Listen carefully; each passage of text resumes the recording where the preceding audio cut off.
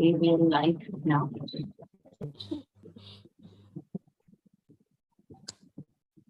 So good morning, good afternoon, good evening, everybody. I'm your host, Dr. Anil Tereshmi, and I welcome you all for Beyond Education, inspiring stories to inspire the world. It is a unique talk show that invites people from different spheres of life to share their success stories with us. Because we believe everyone has a story to tell that can inspire millions of people around the world. And today, to continue with the session, one more inspiring session of Beyond Education, we have with us a very special guest, Dr. Janice Mukherjee. I welcome you, ma'am, for this wonderful show. Thank you, Anjum, for the opportunity. I thank IDYM also for great opportunity. I think I will be able to face you today. Thank you once again, the entire team. You know, and before starting with the direction, let me talk in short about ID1. Igniting Dreams of Young Minds Foundation is a foundation which works all over the world. It works in the 195 countries of the world, and its main motto is to disseminate knowledge about space and satellite technology to each and every student in this world. It has conducted a number of workshops, and till now it has been successful in reaching more than 1.5 lakh students across the world. And very soon they aim to reach 15 lakh students across the world. And yes, of course, it is the only organization that has been working in all the 28 states of India. And of course, I have already told about Beyond Education. It is a unique talk show that has been going on, and yes, it has finished many episodes. Might be if we just work for a few days, we can even reach 200 in just a few days. So before starting the introduction, let me take this opportunity to introduce our guest. So as I already introduced her, she is Dr. Jenny Subhankar, principal, and she is a campus diploma recipient with a master's degree in education. She has more than 29 years experience working as a principal in India, in the state of Tamil Nadu, Chennai, and Karnataka in various capacities. And she believes that her experience, skills, competencies, passion, and commitment to continuously improve our educational system for the benefit of the children will make her a great fit with any board of education such as ICSC, IBSC, State CBSC, or IB school. And she has finished her doctorate in theology from International Institute of Management, which was in the US collaboration. She has also acquired International Certificate of Education in Preschool Teaching, Campus Diploma for Teachers and Trainers, Masters of Philosophy, Bachelor of Education, and many, many more degrees that she already has. And presently, she is working as a principal at the Authors the International School. Of course, she has done a lot of work, and we've been knowing more about her work through our interaction. So, now my first question to you is, like, where did you come out in India from where you well, as you told, you have been working in Chennai, in Karnataka, and Tamil Nadu. So, where do you actually belong to? I belong to Tamil Nadu basically. My parents hail from down south, Tamil Nadu, called Tirunelveli. That is my native. My parents both are related to each other. And my brother and myself, we are the first generation learner. We are very proud to declare this world that because my great grandma was the principal of the STG Sarataka College long, long ago in Palemkotai. After her, my grandmother did not study much because they were the landlords and we call it as Mirasudaras. And they don't allow the girls to go out for education. My great grandma came from down south from Sri Lanka and got settled in Tirunelveli, and she was able to lead a college. After her, nobody went to college much, but God's grace, my second brother was able to pursue his higher education in Presidency College, and I was also allowed to do my studies in universities. Yeah, that's really great.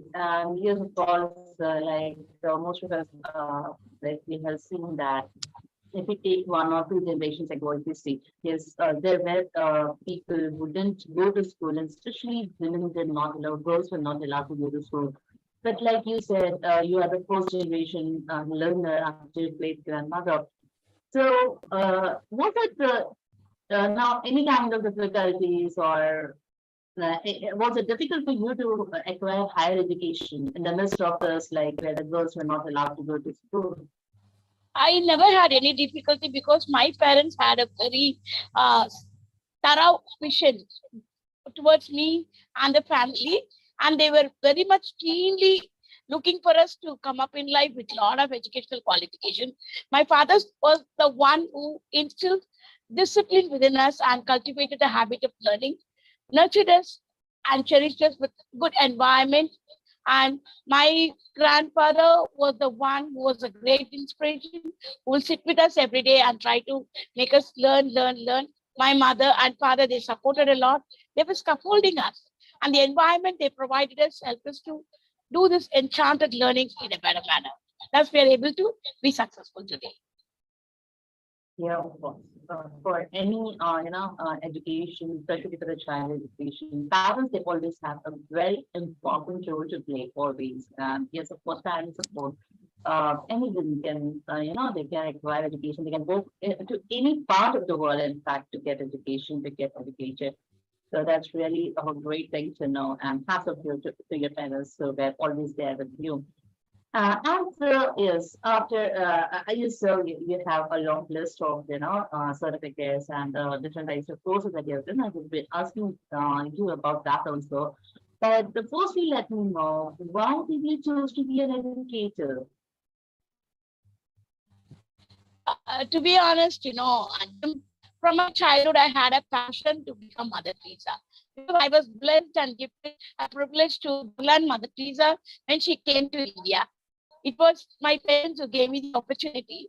So when I was garlanding Mother Teresa, I was looking at her face as a small girl, wrinkles on her face. I had a privilege to touch her and feel that. When I came back home, I was able to tell my parents that I want to be like Mother Teresa. I want to be Mother Teresa. And when my parents questioned the reason I don't want, but my mom told me the story of Mother Teresa. Your voice is breaking. Your voice is breaking. Can you hear me now? Can you hear me now? Now it's better. Yeah. My mother used to tell me the stories of Mother Teresa because I was very much passionate to become like her. So once Mama said she took the spit of a rich man in one arm and stretched out another arm for the support and of the poor and needy. Hence, I decided that I should also become someone who is relentless, selfless, sacrificial to serve the downtrodden, poor and needy. It was in my blood from my birth. I don't know how is it. And every time I look at a poor person, I will really become more compassionate. And what I thought is I cannot serve anybody without money. Hence, if I get qualifications, better qualifications to survive in this world, my survival of the fittest will enable a lot of fittest people to serve in this world and to be alive. So that as an education, the educationist, I believe, education is only the transmission of knowledge, skills, and understanding. Along with that, we instill characters, values, and virtues. Of course, many people debate a lot about it, but as an educationist, I always believe that I'm going to make the future leader of this world. It's my duty. I'm supposed to instill these skills that are required for the child to survive in future and to be a conqueror, more than a conqueror, to conquer any kind of situation and to overcome this world, especially the corrupted, silly, evil, diseased world. And the education that I provide should have the wonderful qualities, and the child should be able to adopt himself or herself with acknowledgement to assimilate and to understand things to be a successful child in this world.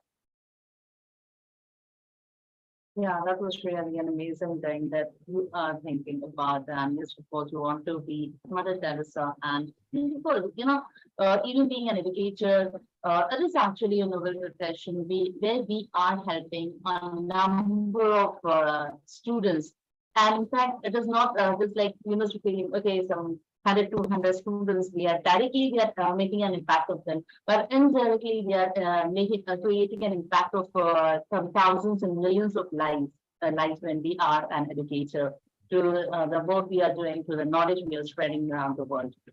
And yes, I even said earlier that you had done a lot of certifications, a lot of trainings. So I would just like to know some of your trainings because they seem to be very interesting to me.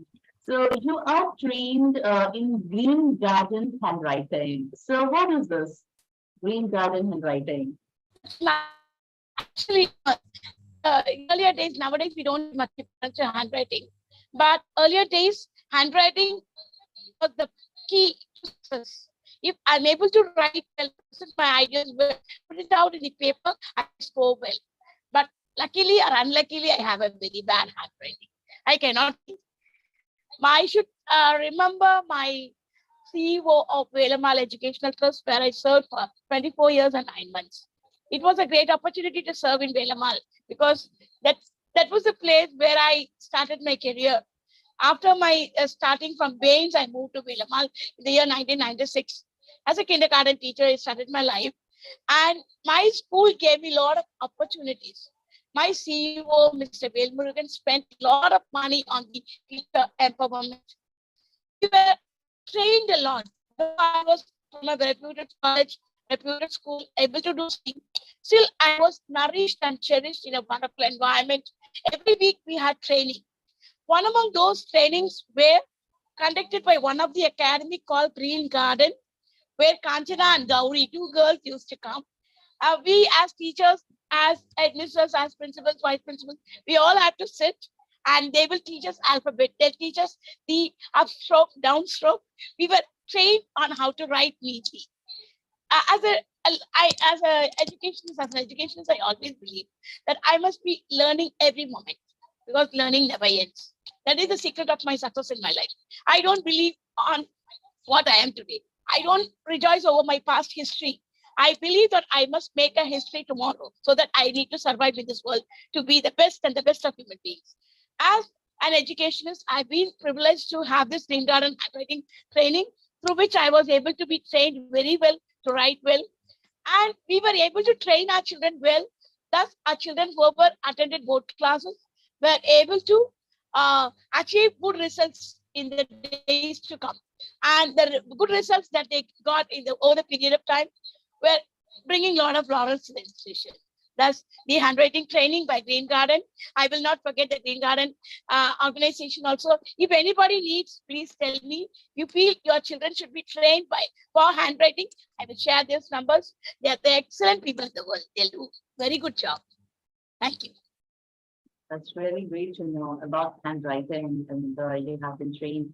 And of course, that's really great initiative. And nowadays, I know that we don't, like write, even we people in college when we are there, very less, I think, to take a pen and paper and write. But yes, of course, having good handwriting is very important. And so, great to know that you have learned it. And of course, you must be using it in school for students also.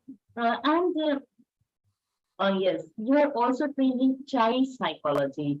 So nowadays, yes, because earlier, we didn't talk so much about psychology and all, but yes, now I think it has become essential for every educator that they should be knowing about child psychology. So I would like to know from you, like as an educator, how important it is to know about child psychology. Yes, this is a very, very important question because I feel nowadays we are labeling children, we are branding children, and this should be totally avoided. When we studied way back in 90s, that were the time when we studied, we never had as a class as a child in our school. I don't remember having seen a girl or a boy who was so called as Zen, but everywhere it's spreading over. The child is a component of 5 domains: physical, cognitive, social, emotional, linguistic. We as mothers and educators, we are supposed to take measures to develop these domains of children to nourish and cherish so that they will be flourished citizens tomorrow. Of course, some children are born with some kind of deformities mentally. It's our duty to focus on mental wellness of child.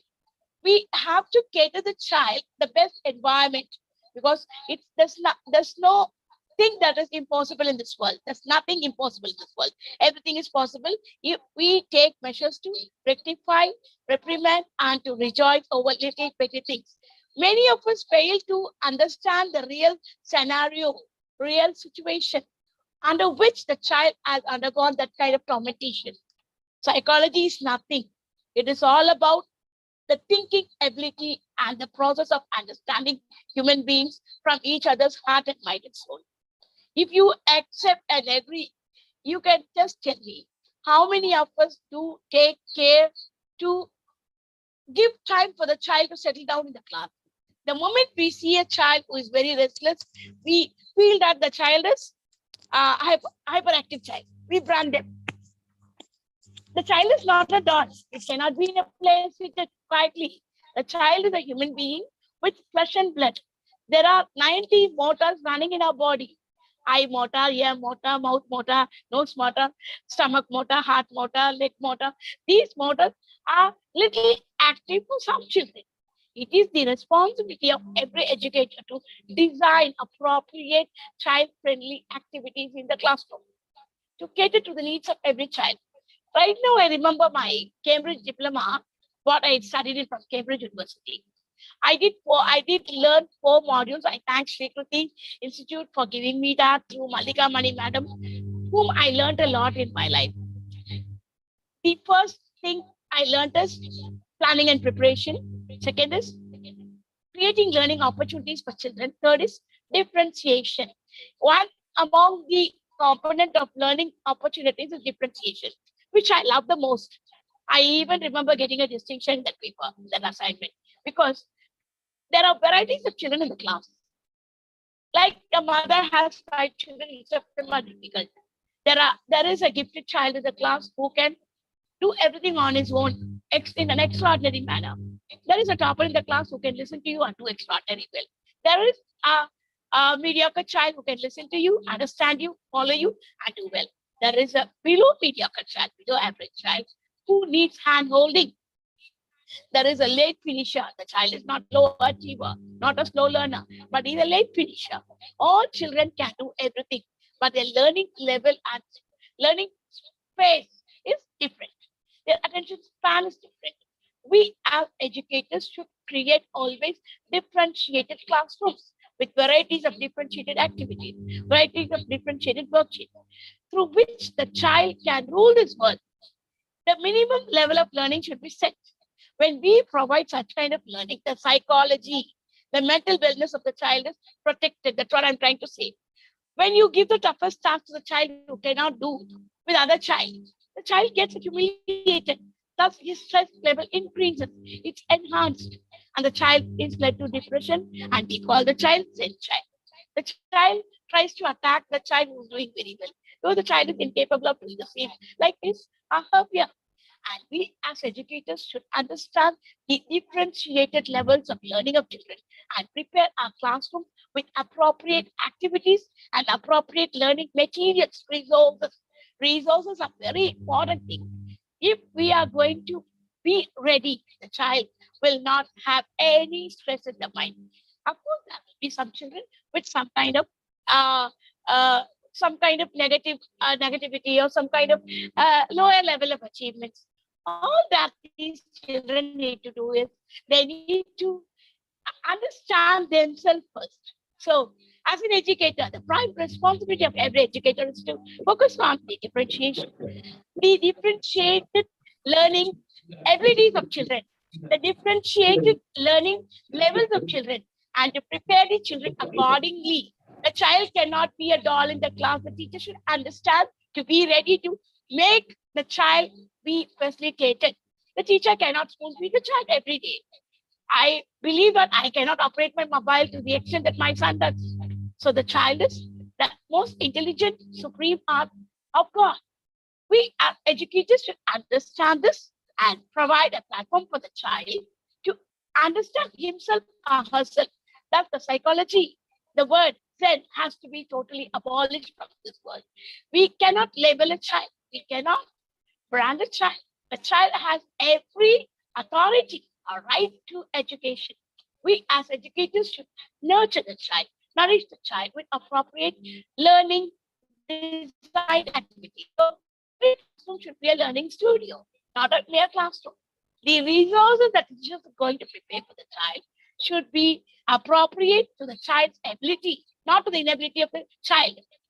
These kinds of development, when we put it across to the child, definitely the child will take it up and will be able to solve.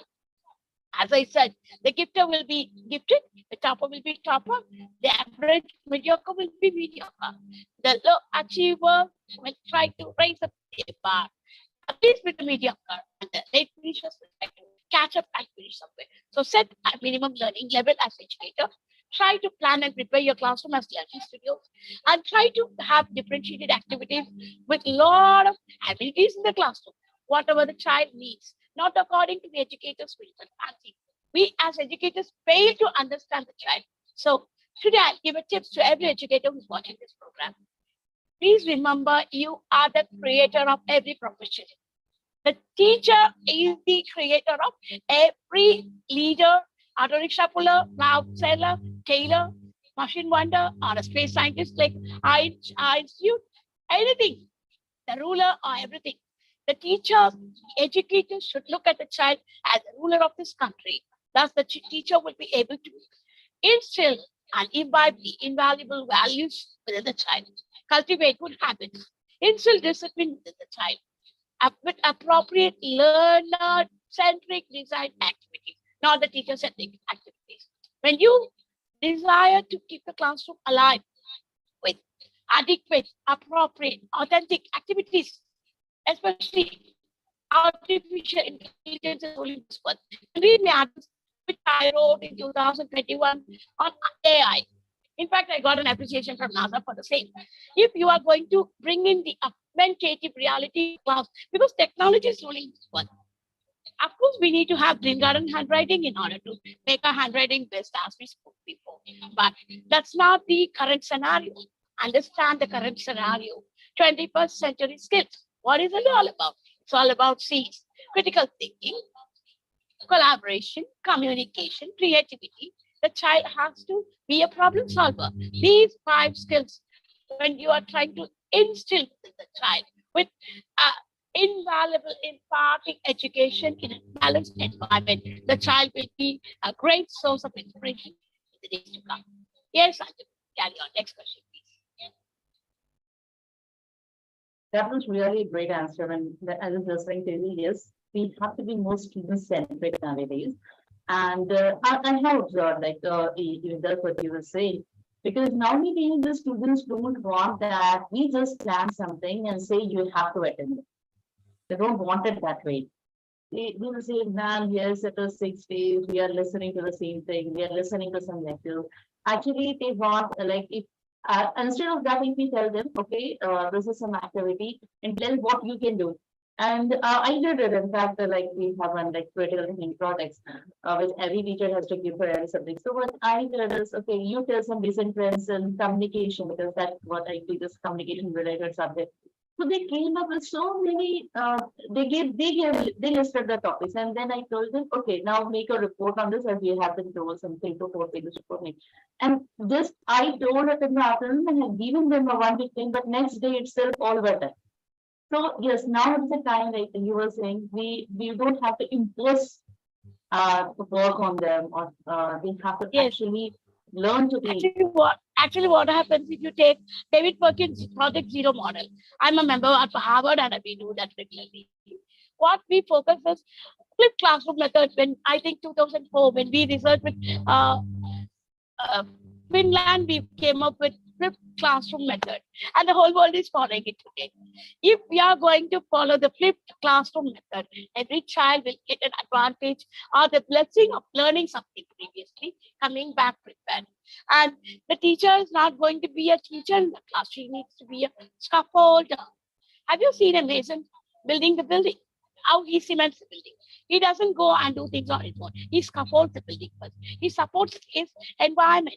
The teacher is supposed to be a masterpiece, not an art builder. She is a masterpiece and she's supposed to create a lot of masterpieces in this world. What is that she needs to do is give authority to children. I've been teaching grade 12 English for the past 9 to 10 years. I still remember my boys doing the lesson, birth lesson, my 11th standard voice. You can see it on the net. If you just Google core skill evidence by Dr. Debbie Sudhakar, you can see my class. I just uploaded in 2016, I believe. Way back when I was teaching in grade 12, my boys love my class. They'll be eagerly waiting. So I was a leader in the school doing the same. As a principal, I was supposed to teach 6 days a week. But I would take the period after the lunch soon because I need some time to spend with them. Always my classrooms, I had only the library. I never taught in my classroom. I don't remember I've taught in a classroom. I just give them a keyboard, I ask them to search. I give them a motivation and ask them to come prepared with. I give varieties of activities like debate, individual learning, think, parent, share, and all these kind of things. What I tell my boys were my amazing answer because this is the most notorious and mysterious one. Come on, guys, we're going to do it. Divide them. How to divide the children? Let me give you a small tip on this. Heterogeneous group, homogeneous group. These two things the teacher has to keep in mind. Sometimes all gifted can go together. Sometimes all mediocre can go together, but many times they cannot go together. The teacher needs to sit back with the let finish Sandeep below mediocre level. So conduct the classroom activities in such a way, design it in such a way, give them authority. Never teach a lesson. If you're going to teach a lesson, you're lost. Ask them to read the lesson. Give them a lot of activities. Prepare a worksheet. Give them a puzzle. Give them a Sudoku. Give them a kind of worksheet which children can balance very well, can understand, go through the lesson. I always tell my children, prelude activity compulsory in my class. If they don't do, my boys, that girls, I don't allow them to sit in my class. Compulsory, they should come prepared. So in a class, you can have 3 kinds of activities: prelude activity, unlearning activity, closure activity. This I learned from my Cambridge. That's where I became successful in my life from 2008. The first assignment which I prepared for planning and preparation, which was sent back to me for 3 or 4 times from university for correction, changed my life. I had to do or die. I don't think I would have slept for more than 6 months in my life. Those 6 months were the toughest phase of my life. I had to study, read on differentiation, assessment. Assessment was the major module and the evaluation. That's where the teacher understands the children when they are what they are capable of doing. Give them activities. And I like to link Howard Gardner's multiple intelligence here. And give a chance for children to do a SMART analysis. Am I verbally smart? Am I musically smart? Am I mathematically smart? Am I able to do this? The Howard Gardner's multiple intelligence, when you integrate this into the classroom with the syllabus that you have as an educator, every principal and the school authority should think, am I able to provide activities for children? Just coming and standing and reading, doing a lecture doesn't work out. Even in college, it doesn't work out. But nowadays, the schools are changing. But still, we need to take one more step higher. We need to understand the reality of this world and try to cater to them according to the needs of this world, the trend of this world. The flourishing trend of this world is augmentative reality. Do we have digital classrooms? Are we able to connect it in the classroom? When I was doing the birth lesson, I still remember showing a robo to conducting a cesarean for my children in the classroom. I had the guts to do that. I just downloaded some. Those days we had EduComp in the class. Smart classes were used in my school. I was able to show to my boys and girls. My children were amazing. They loved it. They came out with lot many resources the next day. And thus, I was successful in my classroom that day. If I wouldn't have told, my boys wouldn't be successful and today shining in NASA like this. Was favoring me now, looking at me, calling me, ma'am, I salute you. The reason is giving them the reality in the classroom, provide opportunities, hands-on experience, where the child will be activating his or her ability to the fullest, to the core, to understand this world and to shine this world as the sun. Nobody can hide the sun, right? So when we make the child shine in this world, the child will be able to definitely do the best. And thus the classroom will become the reality. Yeah, that's really very great. In fact, yes, of course, the educators who are either listening now or whenever they will be listening, they are going to learn a lot from you. And one more interesting thing that I just saw in your profile, and I will ask about this surely. Like you conduct regular meetings with the parents, and even about that, you respond to them very fast. I think you just respond immediately to the concern from parents and school board administrators, so especially for parents. If I am talking about, so why do you think it is so important to be in contact with the parents? Yes, Dr. Ranjam, I would love to answer this question in a very diplomatic manner. See, I've been successful in my life because I was connected with my parents, either as a sister or a mother, as an aunt or an uncle. I'll tell you boldly. Because I never thought they are my parents. Unless I make a triangle, the mother and the father one side, myself the other side, and the child on top of the world. Triangle. If we are not connected, how would the child would get connected to this educational realm? It's my prime responsibility to address the parents' query the next minute it's raised. Even in my school today, all my parents have my personal contact number. I've shared it with them. I used to tell them, call me anytime you need, but I might not pick your call. I might be in assembly or sitting in a class observation or play with my children football or something in the court. But the moment you leave a message, next second my EA would connect with you and your queries would be addressed. I've been successful in doing that. Thus, my parents are still connected. And it is the responsibility, prime eminent responsibility of every educator in this world to stay connected with parents and to respond to them. When we go to a restaurant or to buy something, some commodity from the shop, we want response from people. See, some shops are on our own, we used to select, but I would be still looking for someone who can help me with my size, who can help me with some colors that I need. The same goes for the commodity which has life, how much we should be. The children with life and blood should be treated well, with flesh and blood should be treated well, and their parents must be addressed immediately. And the strength of my life is my parents and my students. Even you can check the Yakut, the commentary they write about me is awesome. The social media page they comment about me is awesome. The first message I get on Teachers' Day must be from my first batch children. 1995. Still, my children only call me first. IS first Raman only call me first. Sorry, IPS. My children only call me first. IS Ramkumar called me first. Thank you, ma'am, because of you, what I'm today. And my scientist, as you know, Arjun calls me from NASA. Betty, ma'am, I miss you.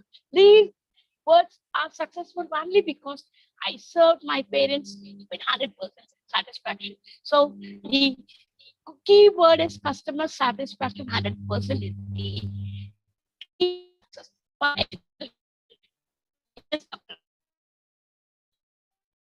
Your voice is breaking again.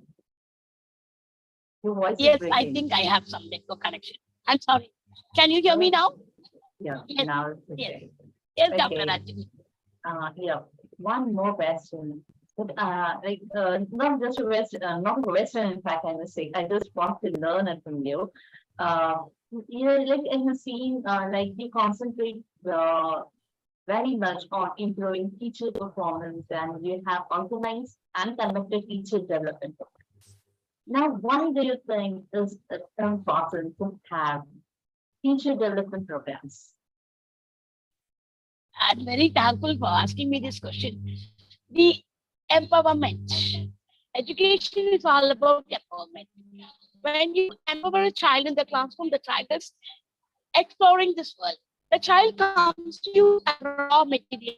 We prepare the children as a product with sufficient and adequate resources, activity skills, environment, knowledge, understanding, sharing. The teacher who's going to equip the child must be equipped. Industry, the growing industry of IT sector has developed, produced a lot of engineers, not educators. So as an educator,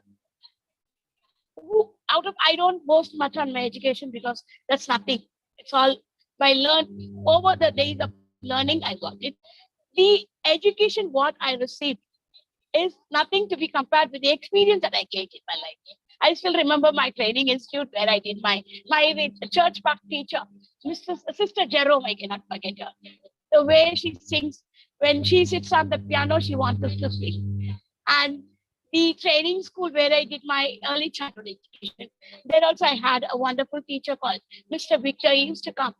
The way he sits on the piano and he teaches, he empowered us a lot.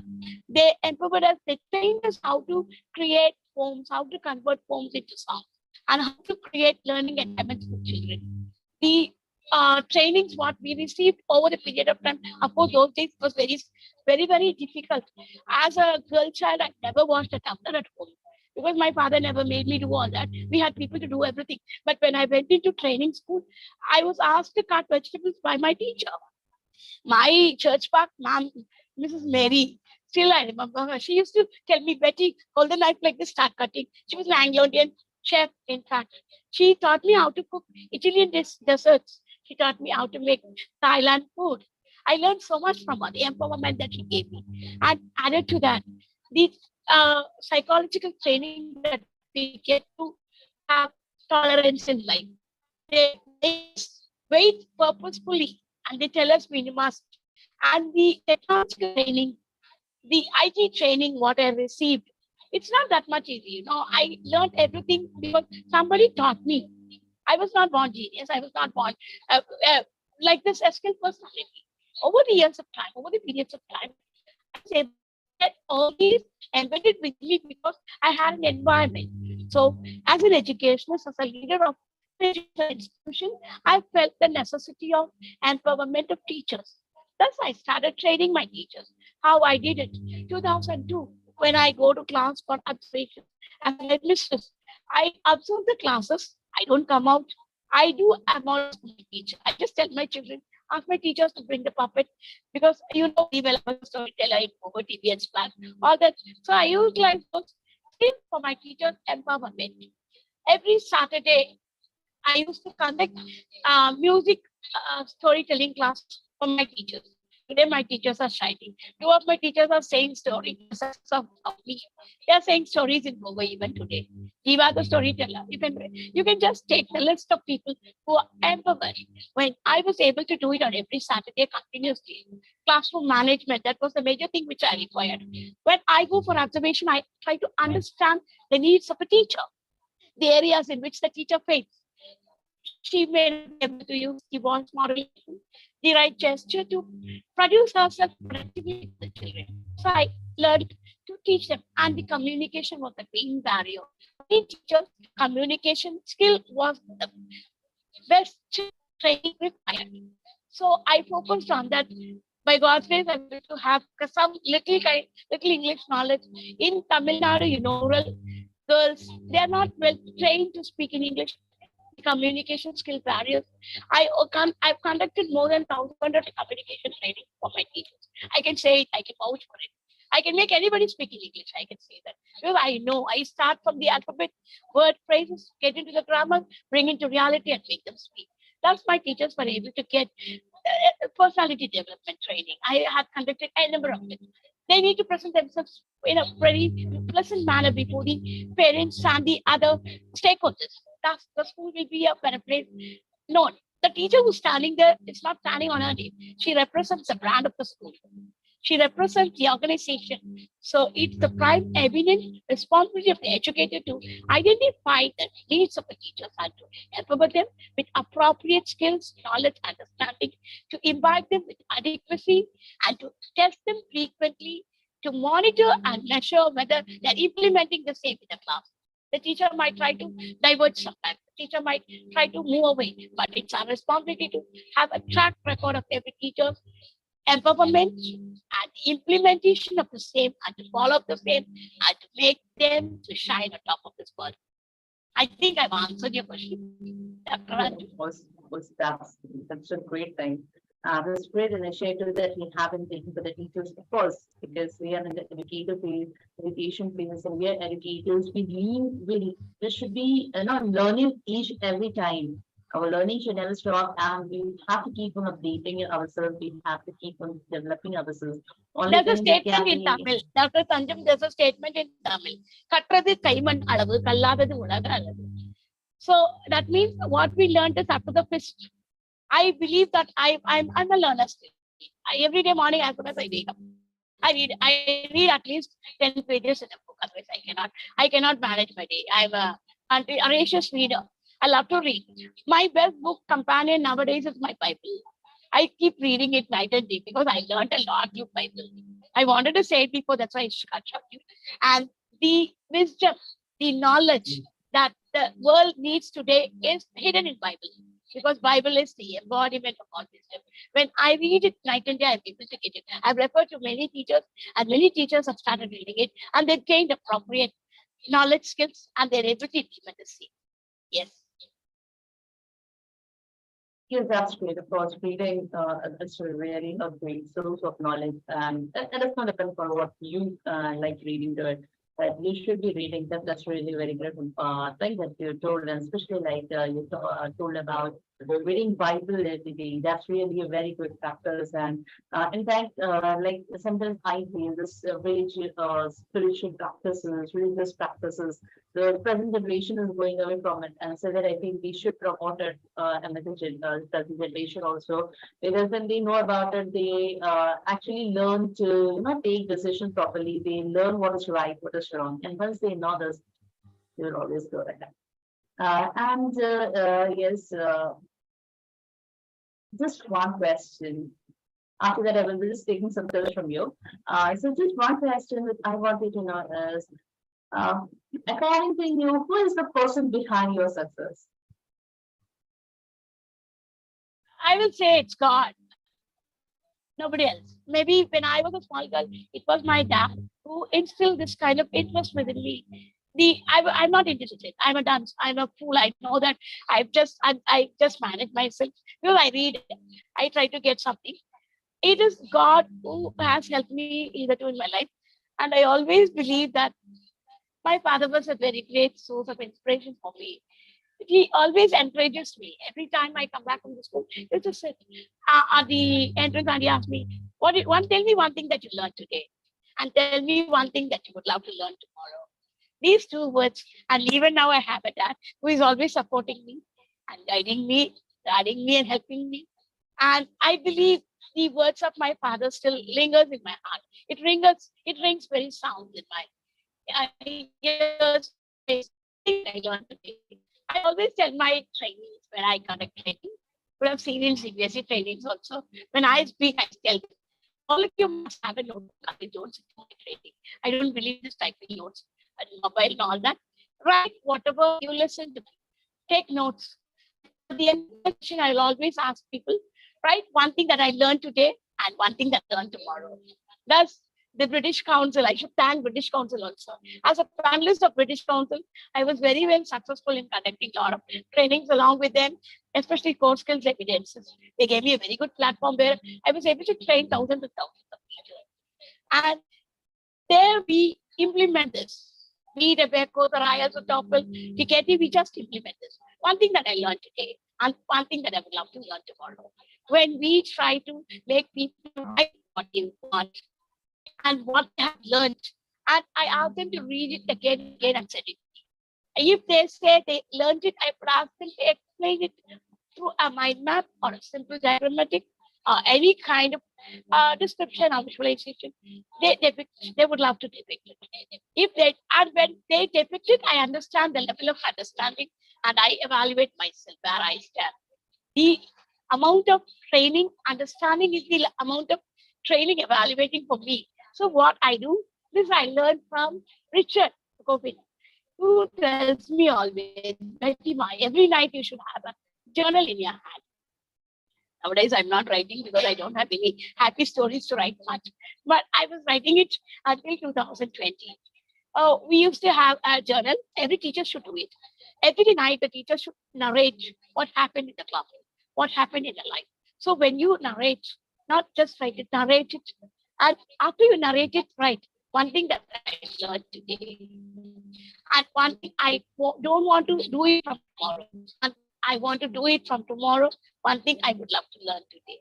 4 questions, if you answer well in your life, you would definitely be successful and be an amazing educationist to prove this world you are the best. Of course, we should be doing that. Just analyzing what we learn today and what we would like to learn tomorrow. That because if we are having every day something new to learn, and every day we just hope for, uh, learning tomorrow that we are talking. So yes, of course, we can do ourselves as an educationist. So like you were talking about, like we should be able to answer what we learn tomorrow. We would like to learn tomorrow, but now I want to ask one question before just ending the session. So, what are some goals or some activities I would say, not just goals, some activities that you would like to implement in future for the betterment of your students and teachers? That's a very good question. Dr. Anju, let me tell you, as I started this, the activities what we are going to implement in the school, the activities what we are going to put for children should be the one which is required to make them or enable them to face their future boldly. I am very much mesmerized with ARCID's curriculum, public speaking, horticulture, financial literacy, and then we have theater, music, music and movement, storytelling. Especially when I implemented this public speaking, that I'm very proud to say that I was teaching grade 8 public speaking during the online sessions during the Corona period. There was a child in my class called Siddha. She was not well versed in speaking. After me teaching public speaking to the child picked up English. She started implementing whatever I tell her, voice modulation, gesture, the eye contact, body movement, all that. You won't believe 1 year of time, the child started her own company. She received the youngest CEO award in Bangalore last year. When I was there on March 8th, youngest women award, Prodigy Award she received on March 8th. I'm thankful to the, I think, one of the institutions gave it in Bangalore. They came to my school and they awarded her. She is the youngest CEO. I'll ask her to participate in IDYM program also. She's awesome. She learned this skill from the school, and today she is conducting coding classes for multiples of foreign children. Her father is a professor. This is Rakesh Mohanty from Odisha. I thank him now, salute him. Such an awesome personality. He goes any mile for the child. He travels any mile for the child, mentally, physically, spiritually. Because the child is amazing. Thus, anything that you want to implement, the activity should be future based, future use based. The child future should be productive and implement, plan and design my activities today. Speaking activities, listening activities. We don't listen at all. Nobody is there to listen. I remember my grandma was listening, was telling a lot of stories. We used to listen. Now, can I talk to my friend for 10 minutes? Can I tell them one story? Do they listen to me? No. Mama, I know, go. Who is going to teach that listening ability to children? So teachers should design, and I want to design activities to enhance skills. Listen to the problems of people if you're a leader. For that, prepare my child. Listening skill, speaking skill, reading. How many of us we skip much camp? We just skip. We don't read. We don't read much. We don't focus on read. We don't understand the meanings of read.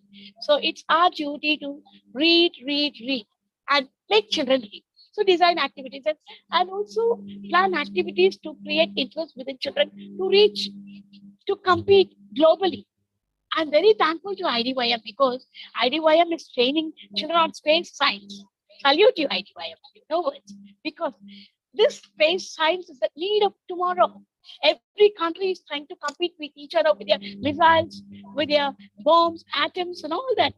Even the molecule is designed. This IDYM is taking an extra effort to implement the activities related to space and science. Are we not blessed? Salute you, Raviji, for your vision. Really, you're great. You're great. I'll always be with you to support the organization 100% to the goal, because this is the need of the hour. Space science is the need of the hour. Artificial intelligence is the need of the hour. The schools should design such kind of activities. I remember last year he conducted an activity for my school, space exploration program. For my school, Raviji conducted Archit's International School under Purishwari, Bangalore. Last year during COVID period. It was awesome. The way he explained design, the way he made my children do rocket, aeroplane. Next day, when children came back to school, I asked him, how many of you enjoyed? My child, I still remember Sanan. Sanan came and told, Ma'am, I want to become a pilot. I asked why. Mom, I love the way the sir showed me to design the aeroplane, the cockpit I loved it. I would love to sit there. I started introducing M scientist activity later because of my PG in my school. Why do I say this? You asked me a question, what activities should we design? Let me put it in a nutshell. Let us design activities along with IDYM to flourish this world, to cherish this world. Because IDYM understands the needs of every learner, every educator. The end of our learners are educators. Thus, let us listen to them, design with them, and live with them. And we will really rock and rule this world one day as Indians, definitely. Yes, of course, we will wrong. And yes, but last month, I conducted an online space exploration program through IDYM that was conducted in my college. And yes, we got a very good response at the way the students then when they come and they give feedback. So it's really an awesome experience. And of course, as we are talking about IDYM, yes, it is doing a great work. And of course, and it aims, to reach every part of the world. That's the greatest thing. They have set a vision to reach. And yes, if we keep on doing, like you were also telling about the so many initiatives that you have been taking in your school for the teachers, for the students, and how you get along with the parents. So that's a great job that you have been doing. And I have learned a lot from you, I can see today. So yes, I learned a lot from you today. And thank you very much. It was a session, filled with lots of knowledge and lots of activities, lots of learning that educators can be used ahead. So all the best wishes to you, ma'am, for all your future ventures. And with this, we come to the end of our session. So thank you for joining with us. Thank you for sharing your wonderful journey with us as an educator. And before leaving, we cannot leave, I think, without thanking Ravi Shankar, sir, the founder of IDYM Group of Companies. So it just puts in a lot of efforts to find new speakers with so much of new experience, so much of new learning every day. In fact, I have been hosting so many sessions, and I am learning each and every session that I host. I'm just learning a lot, and therefore I love hosting the sessions. And of course, didn't last week, Angela Ram, who have been working continuously. They have been working continuously. So thank you all of them associated with this session. Thank you very much. Thank you, Anjum. Thank you for the opportunity. CEO, they will ask me, I would love to see you in my life once. You're so awesome. You're rocking. Yeah. Really, I love you from the bottom of my heart. We all salute you. Salute you, Ravi Shankarji. No words to thank you. Of course, I call him brother only. He's my boy always. Anytime I want something, I just text him. It's done the next second. He's such an awesome personality, an amazing a scientist who is full of humanship. I salute you and my prayers and pranams to this is organization. I believe this organization is blessed with good people like Anjum, Nilal, because of the magnanimous heart, the generous heart that Dr. Ravi Shankar has. And as Robert Frost said, the woods are lovely, dark and deep. But I have promises to keep and miles to go before I sleep. Yes, I need to do something before I sleep for this organization, especially who brought me to this world, who awards me, who rewards me, who helped me to share my thought today. Thank you, everybody, for the opportunity. Jai Hind. And yes, that is the end of the session. Thank you. Thank you very much. Thank you, everyone.